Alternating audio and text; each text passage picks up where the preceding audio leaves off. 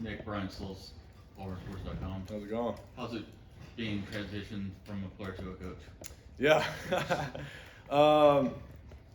it's good. It's going well. It's tough, especially like game days and stuff. But it's just a different perspective.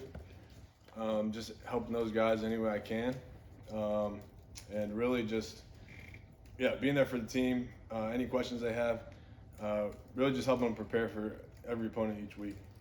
That's really my main goal.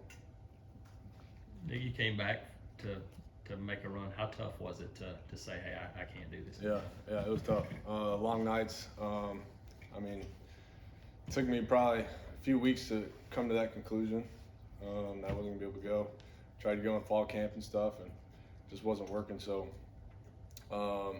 it's tough. I got to talk to Coach Simmons first about it, and our analysts and stuff, and so he really helped me out, put it into perspective for me, and then really talked to the rest of the coaches the next day. So because we talked later that night after practice. So what was it in those few weeks that sort of made you reach that conclusion? just really not being able to play effectively. It was really what it came down to. Just moving out of my stance and stuff, and really just in that athletic position, just not very effective. And like as an older player, you know like what it's supposed to look like, and it just wasn't at that for me. So I just had to make that decision. Did you know pretty much from the beginning that you wanted to stick around with the team and be a part of this? Yeah, absolutely. I mean, I came back for a 6th year. I didn't come back for no reason. And so really just to help out any way I can is what I'm going to do. So, What's more pressure, playing under center during an SEC game or trying to land a plane? well, it depends on what the weather's like. If you're trying to land in a thunderstorm, that's pretty high pressure. Obviously, you don't want to try to get yourself in that situation, but yeah, especially if it's super windy that day. I mean, hey, you always got that go around though, so you can always go around and try it again. So it's really not a one chance kind of thing. So, but yeah, they're pretty similar, I would say. That's what I always say in the interviews for Delta whenever I was doing that. There's a lot of correlation between flying and football, pressure-wise and stuff. So. What was Saturday like for you for the first time, just not being able to be out there? It was tough. Like I said, game days are tough. Everybody wants to play on game day, right? And so as someone who did play and knowing that I could have been out there if it weren't for that injury and stuff, it was tough to swallow. But then, you kind of feel like that for a second or two, and then you really just think about how hard the guys in the room have worked, how hard this team's worked, and then really that perspective changes. Like, I'm here to help these guys. So. Nick, how do you think Tate did? I thought Tate did really well for his first start. Tate is going to be just fine. He's a hard worker. He takes a lot of pride in it, and I think he's going to be just fine. You kind of got an older brother feel now, watching him and kind of helping him along. Yeah, that's I don't know, maybe like a father son. That's my son, but no, yeah. Me and Tate have a good relationship. I love that guy. Really, ever since he got here, he's been a great kid. Does everything right, and I think he's going to continue that forward. You know how hard it is to play that position, moving. How beneficial is having a game under his belt moving into game 2? I think it's big for him.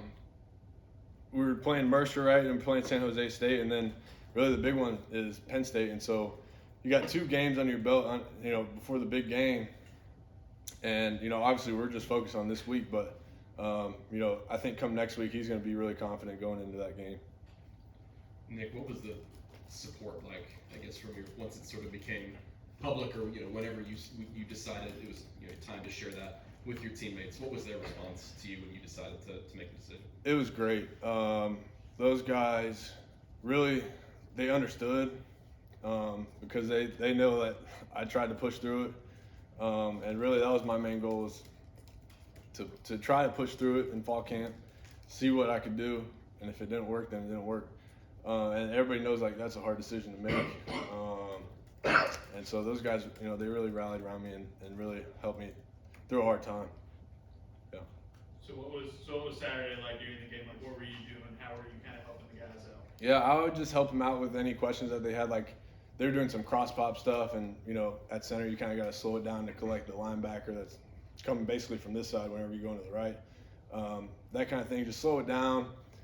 Just specific questions like that, and seeing what I see on the big screen, and trying to relay that information to them. I was in charge of a little binder. I was holding it on the sideline, all official. So, but yeah, no, it was good. We talked about Tate's first start. It was also Cam's first start. You've obviously played a lot next to him and Yep. practice and stuff. How do you think he did and kind of him moving into that role as a starter? Yeah, I think Cam did great. Both of those guys, Cam and KJ, are both good players, and they know what to do. And they're big guys, and they can move. Cam is fast. He's probably one of the fastest guys on the whole line. I don't know if you guys ever seen him run in a straight line, but it's probably that change of direction where he's kind of slow. Straight yard, 40-yard dash. Cam Stutz is probably next to Brendan Coffey, probably one of the fastest guys in the room. So he's got the talent. He's got the brains to do it. And so he'll be fun too. Tate mentioned to us the other day that Trox actually hit a PR on his in week 1. Yeah. Does that surprise you? Given No, it doesn't surprise me. Trox is a fast guy, man. And I don't know if anyone noticed in here, but they took the knee braces off in the game, and so I think that might have had something to do with it. I don't know if we practice with knee braces on, but in the game they decided to make that an option for us, or for them, and so yeah, I think without the knee braces, he can keep PRing probably every week. Nick, what do you think the potential of this offensive line is this season? I think the potential is through the roof. We got a new starter at center, obviously, and then really the guys have improved a lot since last year. Just working throughout spring and summer, it's hard not to improve just with how much we do in the off season and stuff. And so, I think every week you're going to see an improvement just because they've seen a lot of looks, but like you just get better every season. Like before every game, you get better. So Coming into fall camp, spring, Harsh and Keith have all kind of preached like we want to be a physical offense. Mhm. Do you feel like this offensive line is doing that? If so, like how's it kind of exhibited? yeah, I think they're doing it, and there's always room for improvement with that aspect. That's probably the most important thing to be looking for in an O-line is physicality. Just really setting the tone for the rest of the offense. And so I think they're doing it, and I think they can improve on it too, like just with everybody else in the country. Nick, what's your coaching style? You have to be like one of the nicest coaches out there. Yeah, depends on what it is. Guys aren't giving a lot of effort. I try to get on them a little bit. But, You got a little nah. Coach G in you? Yeah, a little Coach G, yeah. Bring back to the old days. I'm there to kind of explain things and stuff. So. Do they call you coach? I think after the game, one of the Mercer players, I was shaking everybody's hands. He was like, "Good game, coach." And I was like, that's a little upsetting, but yeah, I was dressed as a coach, I guess, so that makes sense. But yeah. Nick, when you started your career, NIL, transfer portal didn't exist. Where have you seen, I guess, the benefits and maybe some of the downfalls of those things coming into fold? The benefits, I think, outweigh the downfalls. Really, guys being able to, like for me, I've been able to build a little nest egg of money, and really just kind of try to set myself up for the future and like investments and stuff.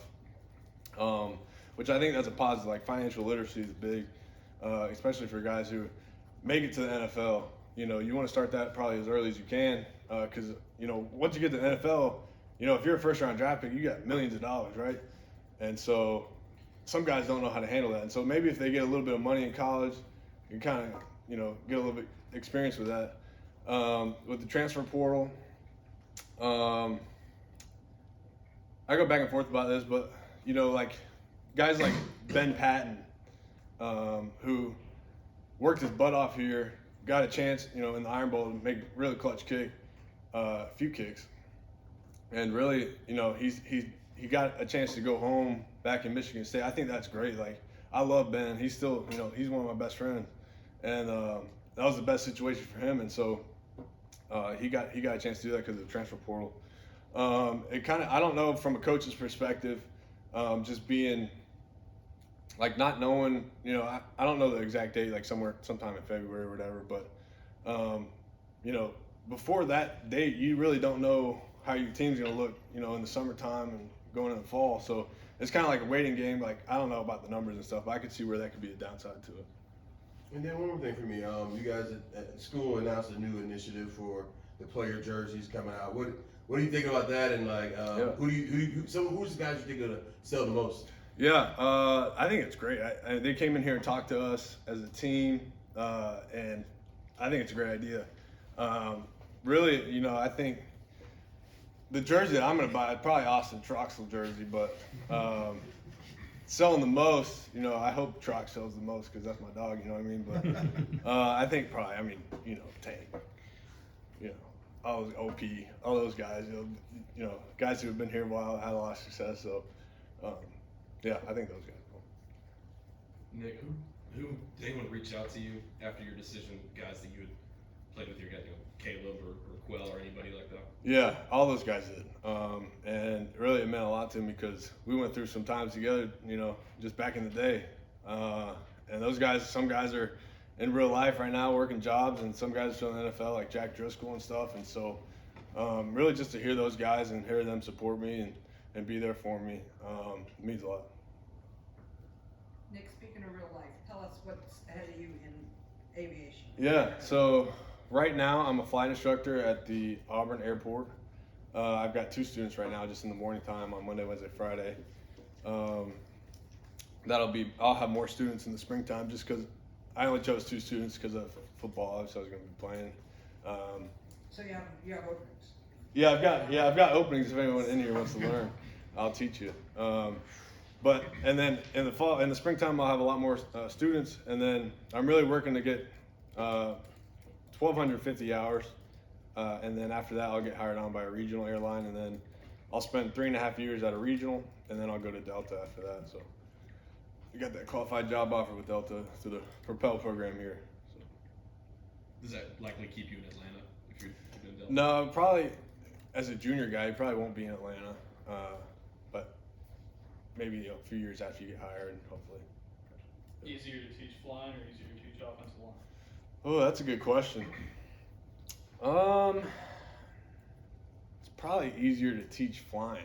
Because, I've seen, Coach Friend repeats himself about 100 times, and guys still do the same thing, crap's flying everywhere, you kind of revert back to what you always do. So it's hard to break those habits. And flying is kind of a controlled environment. So